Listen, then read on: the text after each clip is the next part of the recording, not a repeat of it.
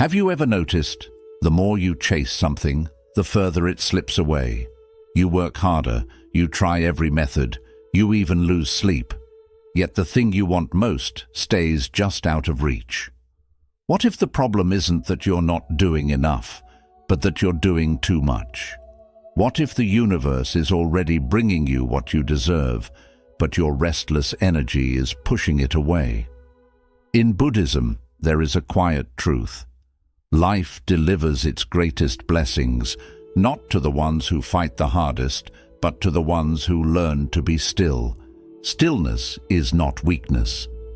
It is the language of the universe. It's the difference between clinging to what you fear losing and opening your hands to receive what is truly yours.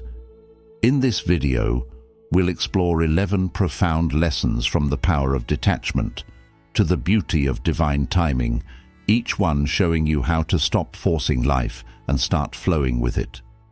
And if you stay until the end, you'll hear a rare bonus teaching one that could shift the way you move through the world forever. So take a deep breath, let go of the rush, and let's begin. Lesson 1. Stillness creates space for life to enter. In a world that glorifies constant motion, stillness can feel unnatural. We wake up checking notifications, rush through the day juggling tasks, and fall asleep with our minds still running marathons. We've been taught that movement equals progress, but here's the truth. Sometimes, the very thing you're chasing has been standing at your door all along, but you're making too much noise to hear the knock. Buddhist wisdom teaches that the answers, the opportunities, even the peace we're searching for often arrive quietly. Imagine trying to spot your reflection in a pond while someone is throwing stones into the water.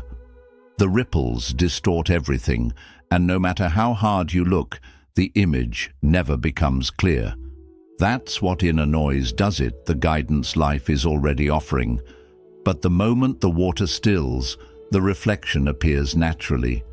You don't force it, you simply allow it. Life works the same way. Peace, like a feather landing on a still pond, can only rest where there is quiet. If your mind is filled with urgency, imagined deadlines, and constant what-if scenarios, there's no space left to notice what's already within reach. You might be so focused on chasing the next thing that you miss the blessing sitting right beside you. The universe is not ignoring you, it's simply waiting for you to slow down enough to receive. Think of it like holding a cup that's already overflowing. No matter how much more is poured, nothing new can stay, it spills over and is lost. The same goes for your inner world. If you're too full of worry, overthinking, or the need to control every outcome, there's no room for what you've been asking for to truly land. And sometimes, what we think is bad timing is really just life waiting for us to clear space inside ourselves. Here's something to reflect on. What am I too full of to welcome what I've been asking for? Sit with that question. It might be fear. It might be the pressure to match someone else's pace. It might even be the idea that you must earn everything through struggle. Whatever it is, notice it. Awareness is the first step to letting it go. Stillness is not about doing nothing. It's about creating space for the right things to enter.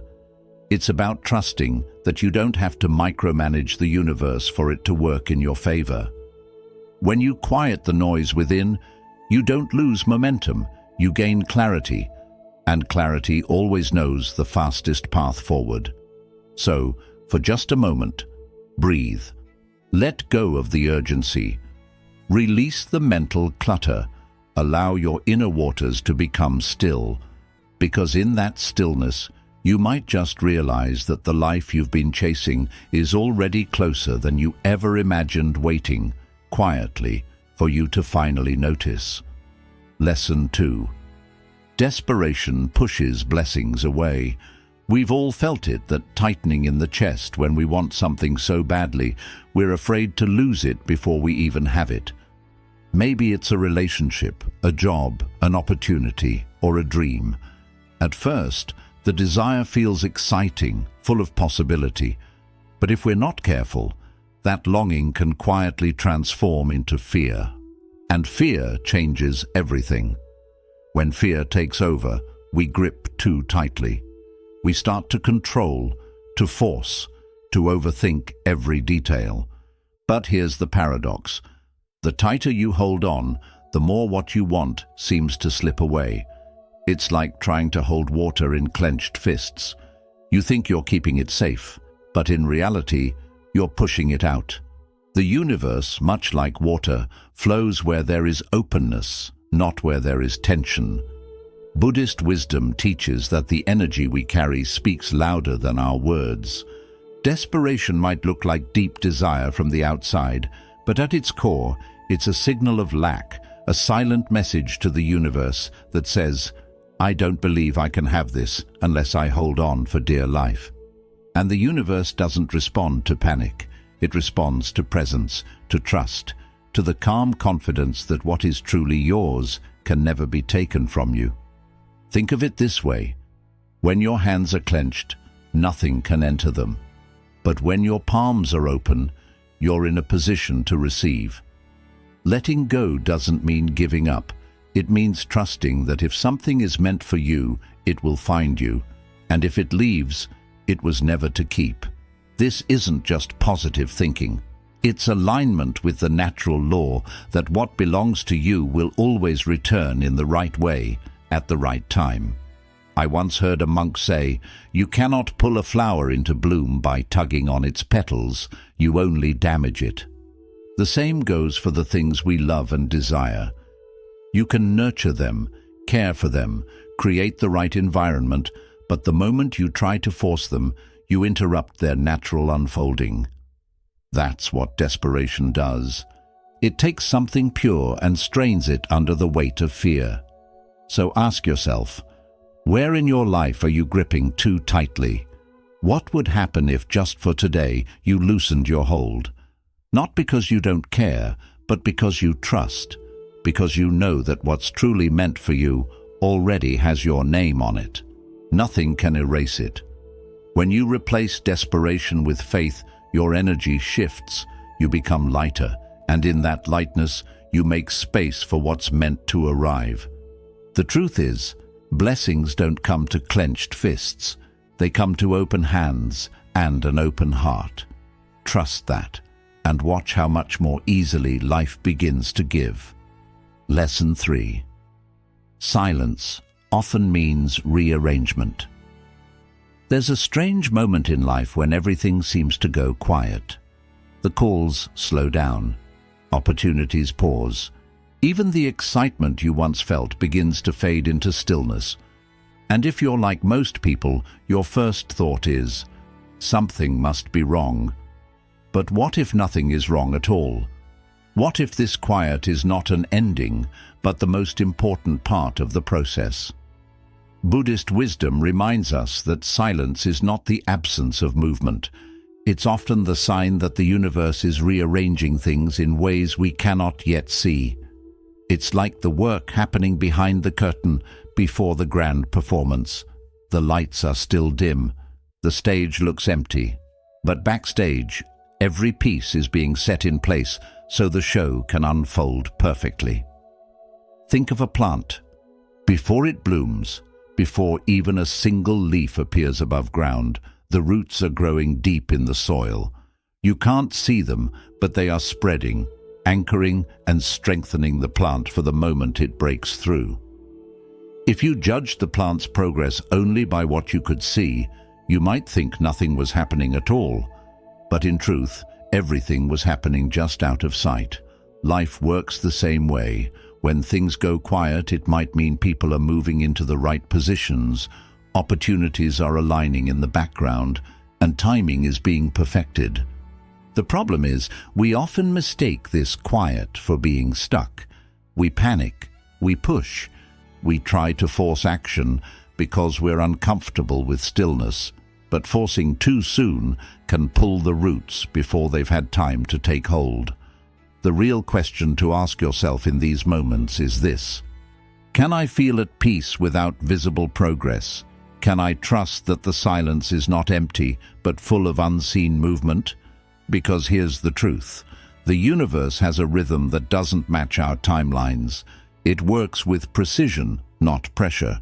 And sometimes the delay is not about holding you back, but about making sure that when your opportunity arrives, you're fully ready to step into it. So the next time life feels quiet, resist the urge to fill it with noise. Sit with it, breathe into it, let it be. Because this stillness might just be the final preparation before your next season begins. And when it does, you'll see that the roots were growing all along, deep, strong, and exactly where they needed to be. Lesson 4. Faith grows in the unseen. Faith is easy when the path is lit, when the results are clear, when the signs are obvious, when life is moving in the exact direction we hoped. But what about the moments when everything is dark, when you can't see even one step ahead? That's when real faith is tested, and that's when it has the power to grow the most.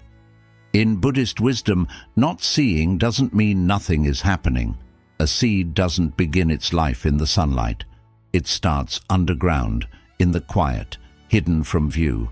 It breaks open in the dark, and only then does it rise toward the light. Just because you can't see change doesn't mean change isn't happening. The trouble is, the mind hates the unseen. It whispers, "What if nothing is moving? What if you've been forgotten?" And that whisper can quickly turn into fear, restlessness, and doubt. But the universe doesn't measure progress by how much you can see. It moves according to deeper laws, many of which unfold in silence. The sun doesn't rise because we stare at the horizon. It rises because it was always going to. So here's the real challenge. Can you trust the process even when it's invisible? Can you believe that something is unfolding for you, even when there's no proof in front of you? The ego demands evidence. The soul understands timing. Faith is choosing to lean into that timing, even when every part of you wants to rush ahead. I once heard the story of a monk who planted a seed and returned to it every morning. Day after day, there was no sign of life. A traveler passing by asked, "Why do you keep coming back?" "Nothing is growing." The monk smiled and said, "It is growing, just not where you can see it yet." Weeks later, a small green sprout broke through the earth. It had been alive all along. That's how life works. Some blessings need time beneath the surface before they can meet you. Some chapters are written long before you read them, and some changes are already in motion, not because you can see them, but because you've already aligned with them inside. So when the path is unclear, keep walking. When the night feels long, trust the dawn. The unseen is not empty. It's the workshop of the universe, quietly building what you've been asking for. Let your faith live there, not in what you can measure, but in what you know deep down is already becoming. Lesson 5. Detachment unlocks true magnetism. We grow up being told that if we want something, we should hold on to it, tightly protect it, guard it, never let it slip away. But the more life you live, the more you see the truth.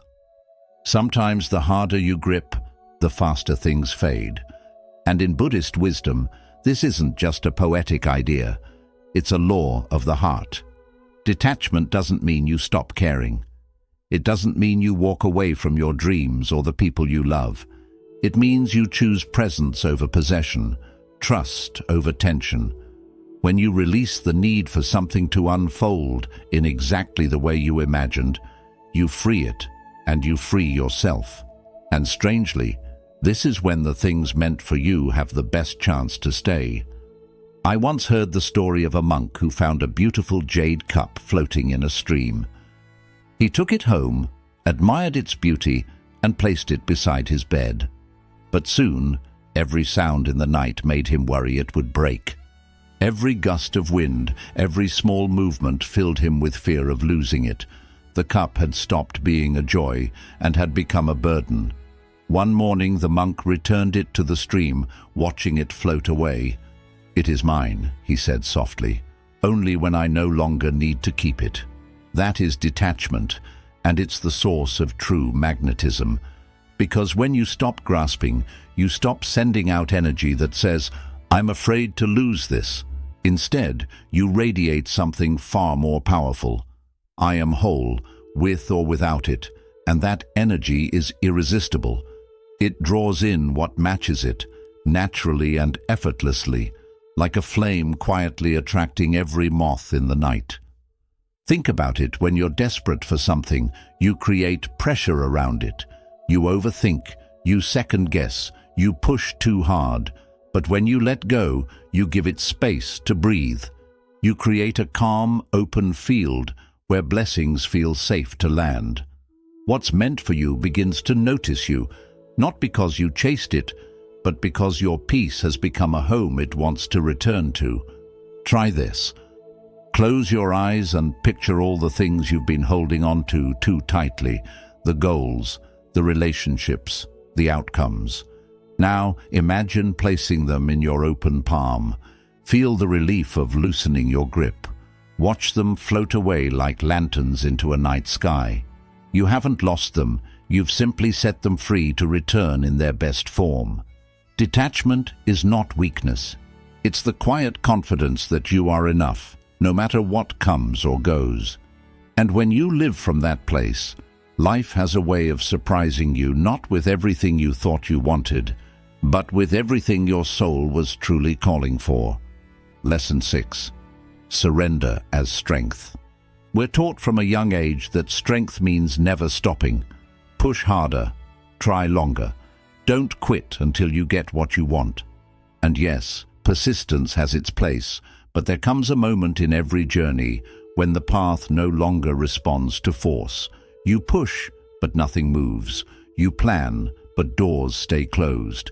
And instead of making progress, you feel yourself sinking deeper into frustration. In Buddhist wisdom, this is the moment to stop fighting, not because you've been defeated, but because you're ready to flow with a rhythm greater than your own. Surrender isn't waving a white flag. It's choosing to trust that the knows where it's going even when you don't. It's strength in its most graceful form. Imagine a river winding its way around a mountain. The water doesn't crash into the rock demanding it move. It curves gently, patiently, wearing a path with persistence but without resistance. And over time, the water reaches the ocean long before the rock even notices. That's the power of surrender. It gets you where you're meant to be without exhausting you in the process. I once heard a teacher say, "You know it's time to let go when trying has turned into struggling, and struggling has turned into suffering." That's the line we often cross without realizing it. We think we're being strong by holding on, but real strength is knowing when to release. Because the truth is, some things are not meant to be pushed open. They're meant to open when the timing is right. Surrender is not passivity. It's the deepest kind of participation with life. It's saying, "I will do my part, but I will also trust the parts that are not mine to control." When you let go, you stop shouting at the river to change direction, and you start listening to where it's already flowing. That's when you notice the gentle nudges, the subtle signs that were drowned out by your noise before. Think for a moment. Where in your life are you still swimming upstream? What situation, dream, or relationship are you holding so tightly that it's become a struggle instead of a joy? What would happen if you stopped trying to control every turn and simply let it be? Letting go can feel terrifying. But here's the secret. You're not falling into emptiness. You're being carried. Just like a leaf floating on the surface of a stream, you may not know where it's leading, but you can trust that the flow will take you exactly where you need to go. So today, give yourself permission to stop fighting the currents that exhaust you. Lay down the burden of needing to know every outcome. Let the tide carry you for a while. because sometimes the very thing you're chasing is already on its way. But it can only meet you when you stop resisting the path it's taking to get there. Surrender is not weakness, it is wisdom, and when you learn to bow to life's flow instead of forcing it, you'll see that the river has been carrying you toward everything you deserve all along. Lesson 7. Craving clouds clarity. There's a subtle difference between desire and craving. Desire can be a spark. It inspires, motivates, and gives us direction. But craving is what happens when that spark grows into a wildfire we can no longer control. It burns through our peace, clouds our judgment, and leaves us chasing shadows. Buddhist wisdom teaches that craving doesn't bring us closer to what we seek, it pushes it further away. Why? Because craving blinds us. It fills our vision so completely that we can't see the path clearly. It's like trying to navigate a trail in the fog. You're moving, but every step feels uncertain. The more you try to force your way forward, the denser the fog becomes. I once heard a monk illustrate this with a simple image. He poured tea into a cup until it overflowed, spilling onto the table. "This is your mind when it's full of craving," he said. "There is no space for peace to enter, because it is already overflowing with need." That's the trouble with craving. It doesn't just take up space in your mind, it distorts everything you see. You stop noticing the opportunities already within reach, because you're obsessed with the one thing you don't yet have. The truth is, craving doesn't come from abundance. It comes from the fear of not having enough, and fear is noisy. It drowns out intuition. It silences patience, and it makes us grab at anything that looks like we want, even if it's not truly right for us. When you're caught in craving, you're not choosing from wisdom, you're reacting from urgency. So how do you clear the fog? First, pause. Take a breath deep enough to feel in your chest. Then ask yourself, is what I'm wanting right now helping me see more clearly, or is it making everything blur? You might realize that the you're chasing so hard isn't even the thing that would bring you peace. It's just the thing you've convinced yourself will fill the gap. When you release craving, something powerful happens. Clarity returns. You see the path in front of you with fresh eyes. You notice the blessings you'd overlooked. And sometimes you discover that what you truly needed was already here, just hidden behind the fog of wanting. This doesn't mean you stop dreaming or stop working toward your goals. It means you release the grip of urgency. You replace the pressure to have it now with the trust that it will come when the time is right. Peace is not found when you finally collect everything you want. It's found when you no longer need everything to go your way in order to feel whole. Let the craving fall away, like mist dissolving in the morning sun. Let the path reveal itself again. You may be surprised to find that the clarity you've been searching for wasn't out there at all. It was waiting for you in the stillness all along. Lesson 8. Calmness is the universe's language. If you've ever tried to hear someone whisper in a crowded room, you know how impossible it feels. The noise drowns out the message. And yet, this is exactly how many of us live, surrounded by the noise of our own thoughts, unable to hear the quiet guidance that's been there all along. Buddhist wisdom teaches that the universe does not speak in shouts. It speaks in whispers. It doesn't push or force its way in. It waits for calm. Calmness isn't about doing nothing.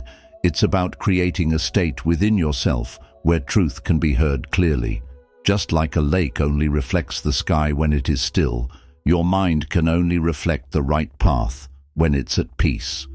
There's a story of a man who sat at the edge of a forest every day, calling out to the wind for direction.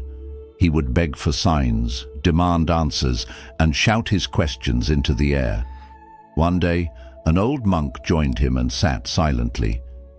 Minutes passed. The wind shifted, leaves rustled. A single feather drifted down in front of them. The man asked, Why does the universe answer you and not me?" The monk smiled and said, "Because I listen, not to reply, but to receive." When we are desperate for answers, we tend to make more noise. We overthink. We rehearse conversations that haven't happened. We imagine all the worst outcomes. But the universe doesn't respond to panic or chaos. It responds to the stillness of trust. Calmness sends a different message. I am ready to hear. I am ready to receive.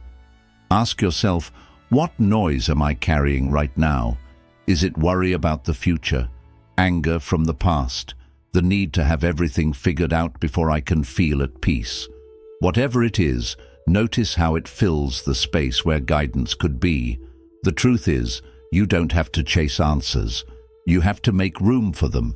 You don't have to scream to be heard. You only have to whisper and wait. Calmness is not weakness. It's power in its quietest form. It's the energy that makes blessings feel safe to approach. So slow your breathing. Release the tension in your shoulders. Let your mind settle like water after the storm. In that stillness, you'll start to notice the signs you thought weren't there, the chance encounters, the sudden clarity, the gentle nudges forward. They've always been there. You just needed the quiet to hear them. Lesson 9. Energy arrives before results. Long before your dreams take shape in the world, something else arrives first: your energy. It's the quiet signal you send out every day, whether you're aware of it or not. And in Buddhist wisdom, that signal speaks far louder than your words or your plans. You don't attract what you say you want. You attract what you are. Think about a tuning fork. It doesn't vibrate just because you tell it to. It vibrates when it meets a matching note. Life works the same way. If you're holding on to chaos, doubt, or fear, you'll draw in people and situations that match that frequency. If you carry peace, trust, and grounded confidence, you create the conditions for those same qualities to find you. A student once asked a monk, "Why am I doing all the right things, yet nothing is changing?" The monk replied, "Because you are planting seeds with trembling hands. Your actions are correct, but your energy is uncertain." It's a simple truth: the universe doesn't just respond to your effort, it reflects your essence. Most people get it backwards. They wait for life to give them peace before they allow themselves to feel peaceful. They wait for success before they feel worthy, for love before they feel whole. But alignment works in reverse. You feel it first, and then life matches it. So here's the question to sit with. What is my energy inviting into my life right now? Do I radiate trust or tension? Am I embodying the peace I say I want? Or am I waiting for external changes before I let myself feel it? Try this simple shift. Each morning, before the noise of the day begins, take a few breaths and step into the version of yourself who already has the peace, love, or success you're seeking. Feel what it's like to live in that space. Carry that feeling with you, not as pretending, but as practicing alignment. Because when you hold that frequency consistently, something changes, not in the distant future, but now. You start to notice opportunities that match your energy. You start making choices that align with your vision, and life responds not because you begged it to, but because you've become a match for what you seek. Remember, results are the echo, energy is the voice. Send out the signal of the life you want, and watch as it quietly begins making its way to you. Step by step, moment by moment, until one day you realize you're living what you once only dreamed. Lesson 10. Timing is sacred. We live in a world obsessed with speed. Fast results, instant answers, overnight success. We've been conditioned to believe that if something takes too long, it must mean we're falling behind. But life, in its quiet wisdom, does not follow our deadlines. And in Buddhist teaching, timing is not just a detail, it is sacred. Not everything blooms in spring. Some flowers open in the heat of summer, others wait for the gentle cool of autumn. They don't force themselves open before they're ready, and they're never late. They bloom in the exact moment nature intended. Your journey is no different. The trouble is, when we can't see progress, we start to panic. We look around and notice others moving ahead. We think, why not me? Am I missing my chance? But a seed buried in the soil doesn't panic just because the plant next to it has already sprouted. It knows that growth is happening and the dark roots are forming. Strength is building so that when it finally breaks the surface, it can stand tall and steady. I once heard a teacher tell a story about a young monk who asked, "Why is my progress so slow? I meditate, I practice, I serve, yet nothing changes." The master took him outside into the night and pointed at the sky. "Where are the stars?" he asked. The monk frowned. "I can't see them." The master smiled. "Because it's not dark enough yet." And that was the lesson. Some things can only be seen. Some wisdom can only be received when the moment is perfectly aligned. This is why patience isn't just waiting, it's trusting. Trusting that every delay is part of your preparation. Trusting that the universe is arranging not just the what, but also the when. Because the wrong timing can turn even the right thing into a burden, while the right timing makes it effortless. So instead of treating time like an enemy, learn to see it as an ally. When life slows down, ask yourself, what is this moment preparing me for? What skills, insights, or inner strength am I meant to gather before the next chapter begins? The stars will appear when the sky is ready. The doors will open when the path is clear. And when that moment comes, you'll realize the wait wasn't a pause. It was a perfect, sacred rhythm carrying you exactly where you were meant to go. Lesson 11. What you deserve isn't given, it's recognized. We often think we have to earn everything: love, respect, success, even our own worth. We work harder, achieve more, and push ourselves to prove that we're deserving. But in Buddhist wisdom, what you truly deserve is not something life hands you like a prize. It's something that's recognized the moment you align with who you really are. Think of a lighthouse. It doesn't run up and down the shore, begging ships to notice it. It doesn't flash brighter in desperation or try to prove its value. It simply stands tall, steady, and lit. And because it shines without apology or insecurity, the ships find it naturally. That's how what's meant for you works. It's drawn to your light, not your effort to chase it down. The problem is, most of us have been so busy trying to be chosen that we forget to simply be. We wear masks to match the expectations of others. We chase goals that impress others but leave us feeling empty inside. And when what we desire doesn't come, we believe it must be because we're not enough yet. But the truth is, the universe will never send the right blessings to the wrong version of you. I once heard a monk ask a seeker, "In all your striving, have you ever paused just to be yourself?" The seeker looked puzzled and asked, "To be what?" The monk smiled softly. "To be you. Not the you who performs, not the you who hides, but the you who is whole, even without anyone's applause." That's the space where true recognition begins. When you stand in your truth, without bending to win approval, life starts to change. You're no longer chasing, you're shining. You send out a clear message. This is who I am, and I am ready to receive what belongs with me. And the right people, opportunities, and moments begin to come, not because you forced them, but because you became the version of yourself they were meant to find. So ask yourself, am I trying to prove my worth, or am I living from it? Am I dimming my light to fit someone else's expectations, or am I letting it shine at full strength? Because when you stop trying to earn what's already yours, you stop blocking it. Stand like a lighthouse, steady, certain, and glowing. Let what's meant for you recognize you and return to you. Not to the version of you that's chasing, but to the one who remembers, I am already enough. bonus lesson.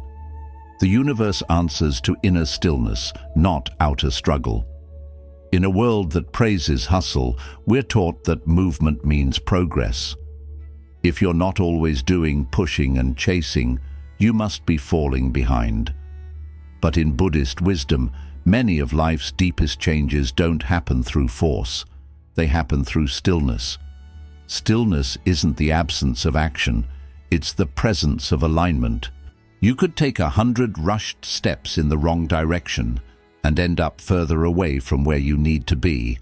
Or you could take one calm, intentional step from a place of clarity, and that will bring you closer to your destination than all the rushing in the world. I once heard a teacher compare it to a cup of tea. If the cup is already full, filled with worry, fear and endless planning, there's no space for anything new. The tea will just spill over. But when you empty the cup, when you quiet the noise inside, you make room for the universe to pour in exactly what you need. Picture a garden at dawn. The air is still, the leaves unmoving. In that quiet, the dew forms and the light gently touches the earth. Growth doesn't happen because something forced it. It happens because the conditions welcomed it. Your life works the same way. When you are calm, grounded and open, what is meant for you begins to grow naturally. Ask yourself, are my actions coming from trust or from fear? Am I moving because I'm inspired or because I'm afraid to be still? Often we mistake constant activity for progress, when in truth we're just running in circles, too busy to see the doors that are already open. The truth is, what's meant for you never needs to be forced into existence. It needs to be welcomed. And welcoming isn't passive, it's powerful. It's choosing to stand in quiet confidence, knowing the universe is aware of your name, your needs, and your timing. So, loosen your grip. Stop trying to force doors open and get ready to walk through the ones that will open for you. Shift your focus from proving to becoming. Because when you're still on the inside, the signal you send out is clear, and the universe always responds. You've just walked through powerful lessons that remind us life isn't about forcing, chasing, or proving. It's about creating space within yourself for the right things to arrive. From stillness to trust, to letting go, to recognizing your own worth. Each is an invitation to stop living in fear of what you might lose and start living in alignment with what you're meant to receive. Buddhist wisdom reminds us that peace isn't something you find only when life finally works out. Peace is what you choose now, in this moment, before the answers arrive, before the timing feels perfect, before you can see the whole path. Because when you choose peace first, everything else begins to shift around it. So ask yourself one last time, what am I too full of to welcome what I've been asking for? Then, little by little, make space, quiet the noise, loosen your grip, trust the timing, and stand in the knowing that what's meant for you can never miss you. It's already on its way. If this video spoke to you, take a moment to breathe and let the message settle in. And when you're ready, I invite you to keep walking this path with me. Click the next video on your screen. It's filled with more timeless Buddhist wisdom to help you find clarity, peace, and strength in everyday life. The more you surround yourself with these teachings, the more naturally they become part of who you are. And when that happens, you won't need to chase the life you want. You'll simply become the person it's been seeking all along.